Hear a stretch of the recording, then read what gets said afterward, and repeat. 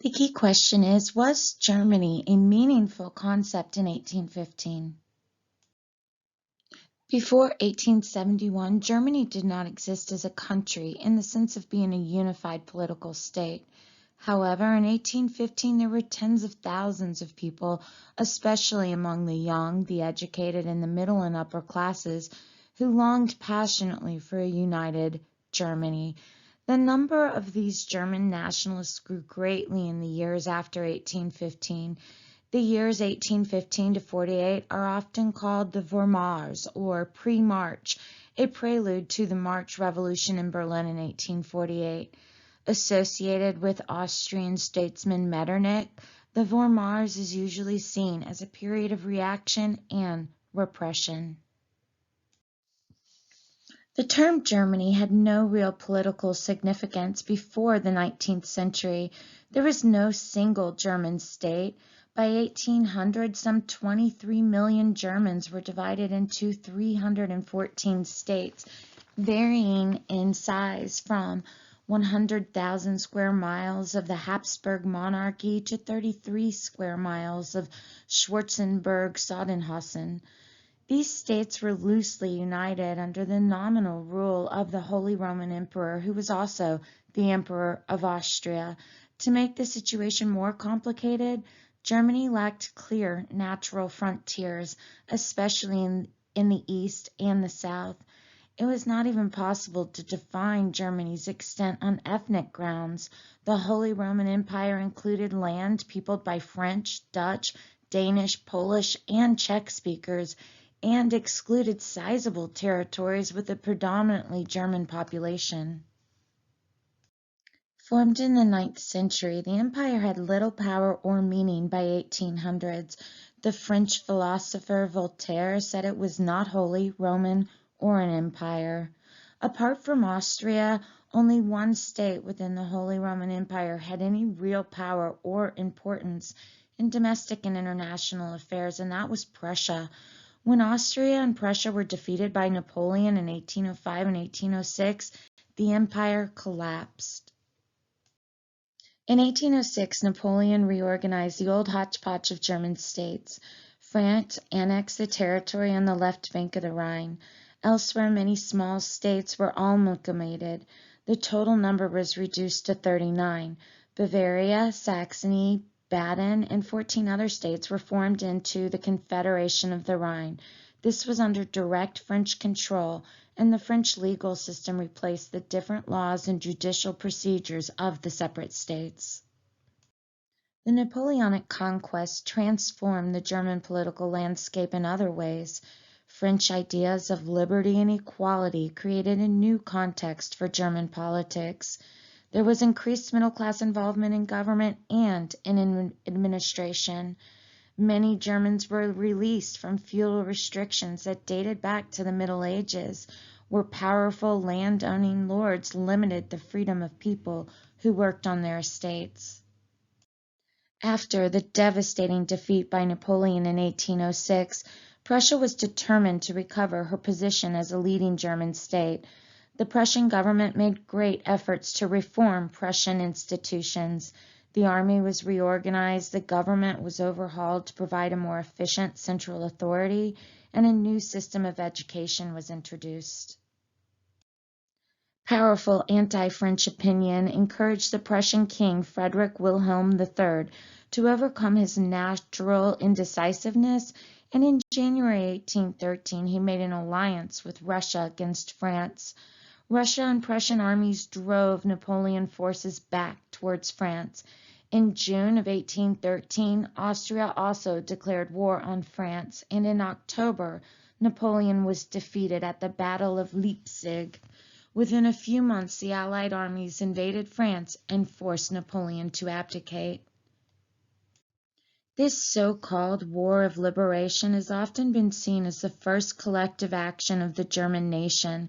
However, later nationalist myths about it bore little relation to reality.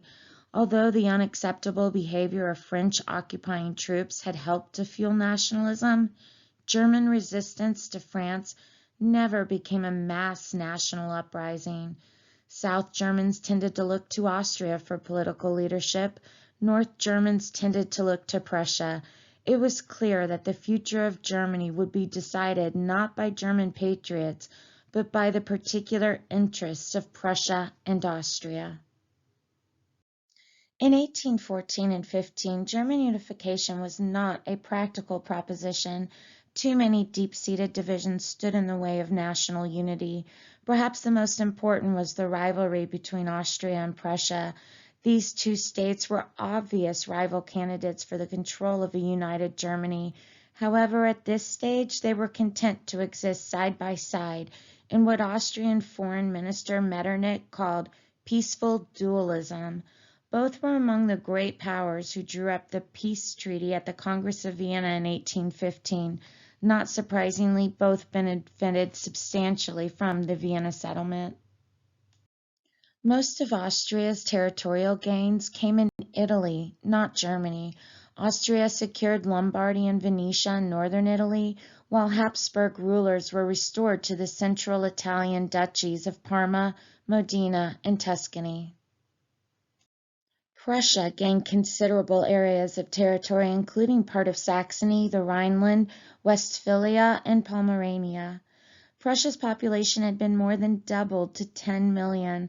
The sudden increase in size brought problems, particularly with the Rhineland.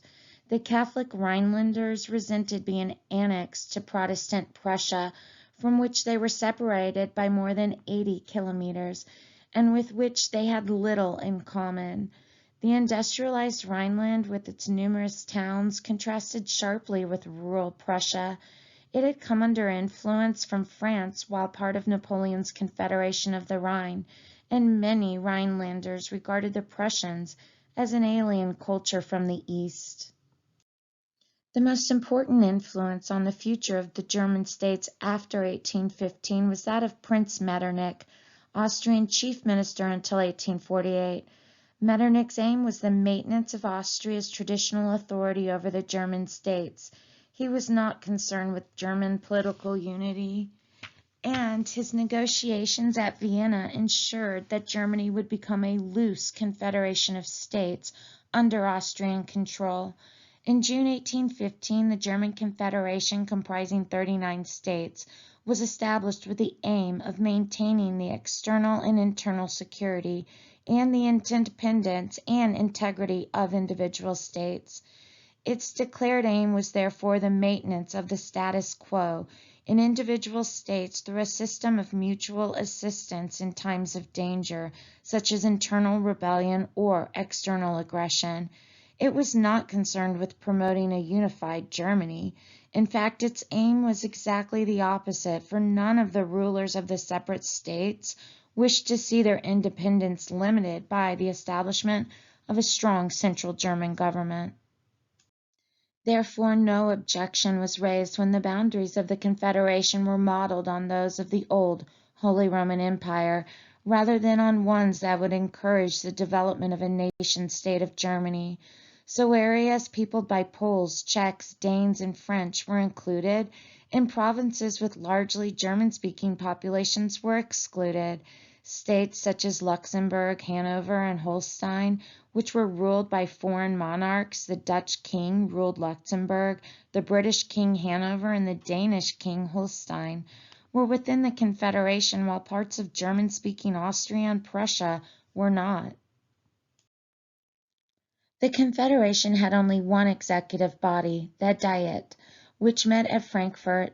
This was a permanent conference of representatives who were not elected but were sent by their governments with instructions on how to act.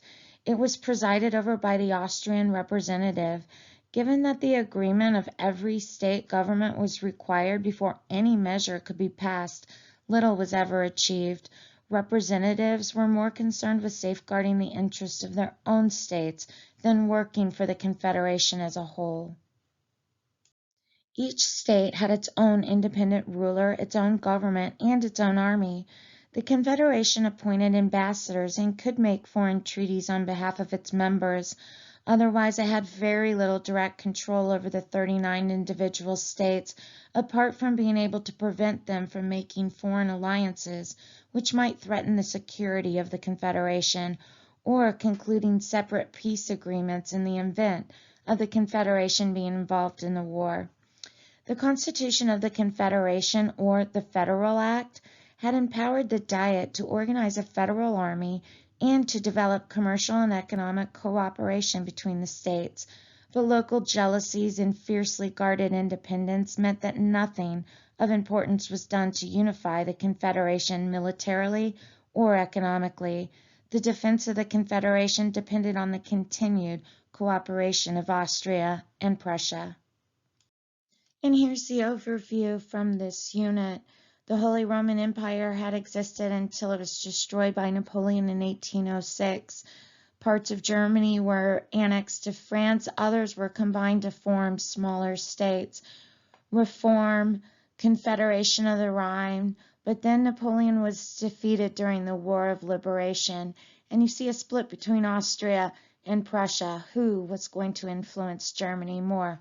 Austria was controlled by Metternich. Prussia was more concerned with the northern part. During the Vienna Peace Settlement, both were granted territory. The German Confederation is formed. It's meant to be weak. It's consisting of 39 states and dominated by Austria. The Confederation thus disappointed Germans who hoped for greater national unity. It has also been criticized by historians who see it as being essentially the Holy Roman Empire Mark II, an organization which had no place in the age of emergent nation-states. However, the Confederation at least provided a framework within which German states coexisted, albeit uneasily.